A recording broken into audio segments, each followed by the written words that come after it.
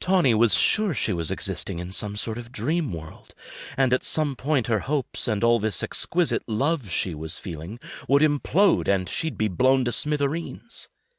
She and Carson had lunch at a cozy restaurant and spent the day knocking around Greenwich Village, checking out cool shops and people watching.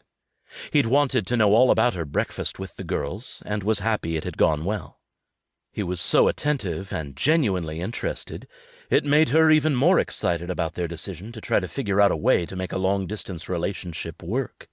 She must have asked him 100 times if he was sure he'd want to spend the majority of his time in Paris, and he hadn't hesitated when answering, "If you're in Paris, I'm in Paris."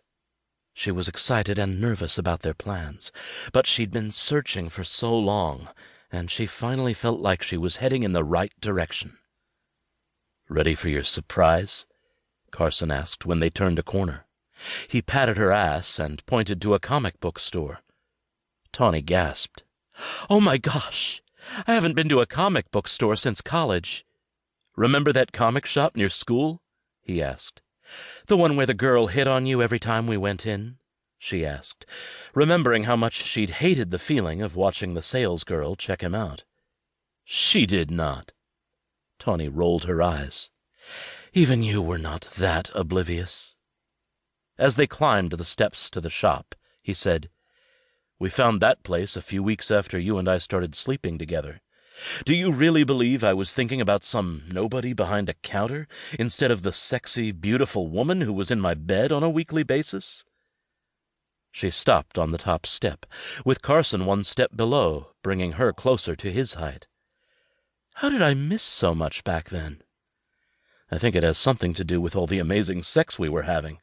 You couldn't think straight. Isn't that what you told me?" He kissed her, and the door to the shop swung open. His arms circled her waist, and he tugged her against him, allowing two people dressed in Star Trek costumes to walk past. They walked inside, and a line of people went around the far wall, leading to a door at the back of the shop, out of which 3 more people dressed in costumes appeared. The store smelled like musty books and latex, not an appealing combination. She stepped closer to Carson and buried her nose in his jacket. Much better. "The line for costumes is against that wall," the bearded guy behind the counter said. "Costumes for?" Carson asked. The guy handed him a flyer, and Tawny quickly scanned the announcement. "There's a science fiction festival at a hotel nearby. Did you know about this, Carson?"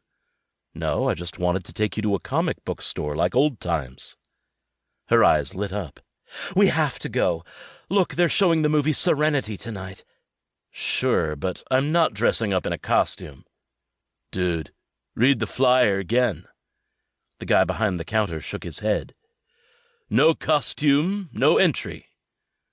Tawny beamed at Carson, who looked like he was being asked to swallow a worm. "Please?"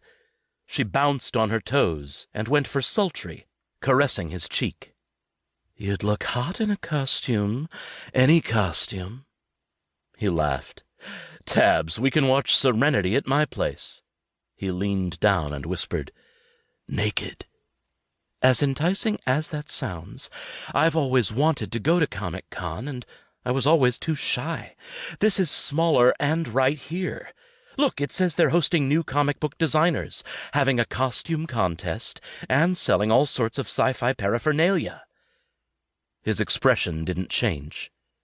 She didn't often try to use her feminine wiles to get her way, but how could she resist a science fiction festival in costume? She stepped in so close she could see each whisker on his chin. "I guess we found something you won't do for me." "Oh, man," the guy behind the counter uttered. Carson cocked his head to the side, his gaze softening. "Tabs?" His phone vibrated with a call, and he pulled it from his pocket. "Baby, I've got to take this. I'm sorry. Look around at the comics. I'll just be a few minutes." He had gotten several phone calls already. She worried she was keeping him from something important, but he'd assured her earlier that it was nothing he couldn't handle by phone. "Okay, I'll get in line."